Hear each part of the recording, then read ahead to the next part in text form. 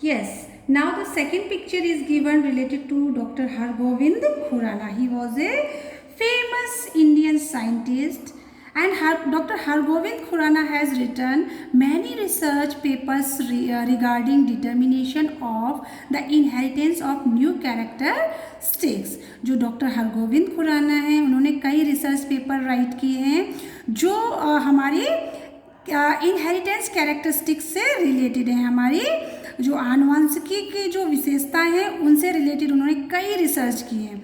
For his excellent work he was awarded the Nobel prize, और इस excellent work के लिए उन्हें नोबेल प्राइज भी दिया गया है। Nobel prize is very great prize. Now you can see the picture who was Dr. Hargobind Khurana. Now you have to learn. If any question is asked about, write the two famous scientist name. So the answer will be Gregor John Mendel and Dr. Hargobind Khurana. Now, after knowing all the above facts, Pinky understood that we resemble our parents or other members of our family, but she also wanted to know whether the process of inheritance of characteristics exist in animal also.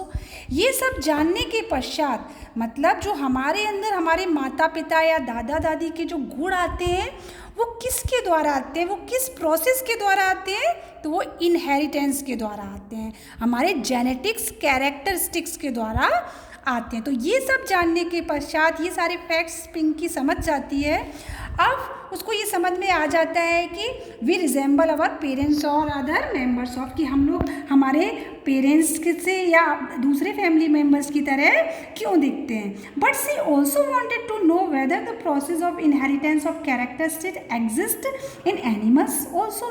अब वो क्या जानना चाहती है, ये सब जानने के पश्चात अब वो जानना चाहती है कि क्या एनिमल्स में भी ये प्रोसेस होता है, ये सारी इनहेरिटेंस की विशेषताएं जो हैं, इनहेरिटेंस की कैरेक्टरिस्टिक्स हैं, वो एनिमल्स में भी एग्जिस्ट होती हैं।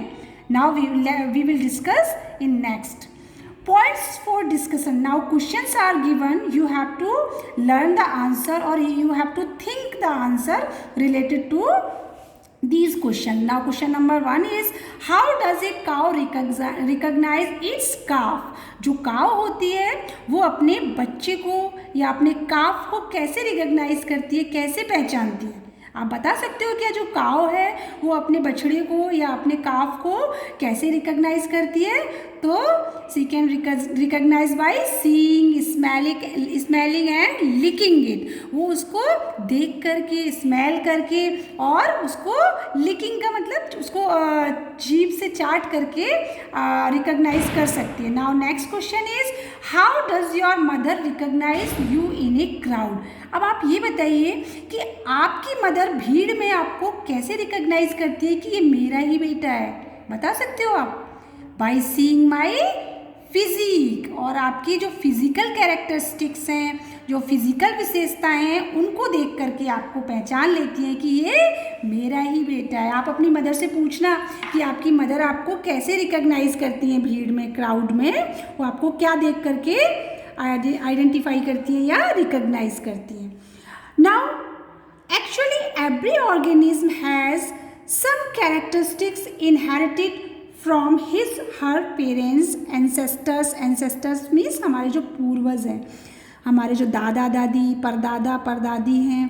But in a few characteristics they are different to, even in case of twins some of the characteristics are different. Now कुछ ऑर्गेनिज्म या कुछ जीव ऐसे होते हैं जिनकी विशेषताएं, जो कैरेक्टरिस्टिक्स होती हैं, वो उनके पेरेंट्स से, उनके एंसेस्टर से आती हैं। बट कुछ विशेषताएं ऐसी भी होती हैं जो सिमिलर नहीं होती हैं, that are different. Even in case of twins, यहाँ तक कि जो जुड़वा बच्चे होते हैं उसमें भी सारी सिमिलैरिटी नहीं होती हैं, कुछ डिफरेंट कैरेक्टरिस्टिक्स भी होती हैं। Some of the characteristics are different, कुछ तो होता ही है डिफरेंट, सिमिलैरिटी बिल्कुल सेम टू सेम नहीं हो सकती है। Now the main important points you have to learn are these, there are different reasons due to which the families become nuclear और जॉइंट। कुछ डिफरेंट रीजन्स हैं, कुछ डिफरेंट कारण हैं जिनके द्वारा जो फैमिलीज हैं वो न्यूक्लियर फैमिली बन जाती है या जॉइंट फैमिली बन जाती है। Now there are different reasons due to which the families become nuclear और जॉइंट। आपको पता चल गया होगा कि किस कारण से जो फैमिली है वो न्यूक्लियर होती है और किस कारण से वो जॉइंट होती है। Now next point you have to learn is that in nuclear and joint families all the family members play different role. जो न्यूक्लियर और जॉइंट फैमिलीज होती हैं उनमें सभी मेंबर्स के रोल भी डिफरेंट होते हैं, डिफरेंट वर्क होते हैं, डिफरेंट उनका जो कैरेक्टरिस्टिक्स होती हैं वो भी डिफरेंस होती हैं। Now in the next point you have to learn some people adopt children and do their upbringing. आपके चैप्टर में मैंने आपको एक्सप्लेन किया था कि जिन पेरेंट्स के बच्चे नहीं होते हैं किसी रीज़न से, वो चाइल्ड को अडॉप्ट कर लेते हैं, गोद ले लेते हैं और उनकी अपब्रिंगिंग करते हैं, उनका पालन पोषण करते हैं। अपब्रिंगिंग का मतलब उनका लालन पालन करते हैं अपने घर पे रख करके। तो आपको पता होगा कि अडॉप्शन क्या होता है। Adoption means the legal protection given to any relatives child और एनी अदर चाइल्ड। किसी अपने रिश्तेदार के बच्चे को गोद लेकर के या किसी दूसरे बच्चे को गोद लेकर के जब हम उसका लालन पालन करते हैं तो उसको अडॉप्शन कहते हैं। Now question may be asked, so this is most important thing you have to learn by heart, what is adoption? Adoption होता क्या है? Now next important thing is you have to learn is that Gregor John Mendel is known as the father of genetics. अब आपको ये question तो learn ही हो गया होगा कि who is known as the father of genetics, कि आनुवंशिकी के पिता के नाम से किसको जाना जाता है। तो answer Gregor Johann Mendel. Now next point is Dr. Hargobind Khurana was awarded the Nobel Prize for his work regarding inheritance of new characteristics. Now आपको अब आप लर्न करना है जो वो है डॉक्टर हरगोविंद खुराना, जिनको उनके वर्क के लिए नोबेल प्राइज़ भी मिला था। उन्होंने वर्क क्या किया था, उन्होंने वर्क जो किया था उन्होंने कई सारी रिसर्चेस की थी इनहेरिटेंस ऑफ न्यू कैरेक्टरिस्टिक्स के ऊपर, मतलब जो हमारी आनुवंशिकी की नई नई विशेषताएं हैं उनके ऊपर रिसर्च की थी और कई सारे लेख भी राइट किए थे, तो जिसके कारण से उनको नोबेल प्राइज़ भी दिया गया था। Now your chapter is completed. Now we will discuss the answer the following in short and you will get your PDF for question and answers. So now write the correct answers. Fill in the blank are given or some question answers are also given. Now these objectives you have to fill only in your book. The transfer of characteristics from one generation to another is known as। जब कोई विशेषताएं एक पीढ़ी से, generation का मतलब एक पीढ़ी से दूसरी पीढ़ी में ट्रांसफॉर्म होती है तो उसको क्या कहा जाता है। मैंने अभी आपको चैप्टर एक्सप्लेन किया था तो उसमें बताया था कि the transfer of characteristic from one generation to another is known as inheritance. उसको इनहेरिटेंस आनुवंशिकी या विरासत के नाम से जाना जाता है। राइट द लीगेसी भी, अदर वर्ड अगर आप लिखना चाहें तो लीगेसी भी राइट कर सकते हैं। Now next is right the names of any two scientist. आपको लर्न होगा मैंने आपको कौन से टू साइंटिस्ट बताए थे।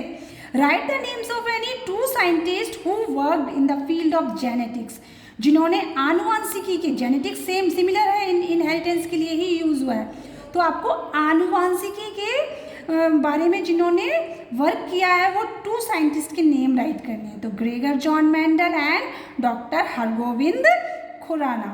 Now next is from where do we get the genetic characteristic. आपको पता है आपके अंदर जो आपके पेरेंट्स के जैसे लक्षण हैं या आपके ग्रैंड पेरेंट्स के जैसे जो लक्षण हैं वो कहाँ से आते हैं, किस प्रोसेस से आते हैं।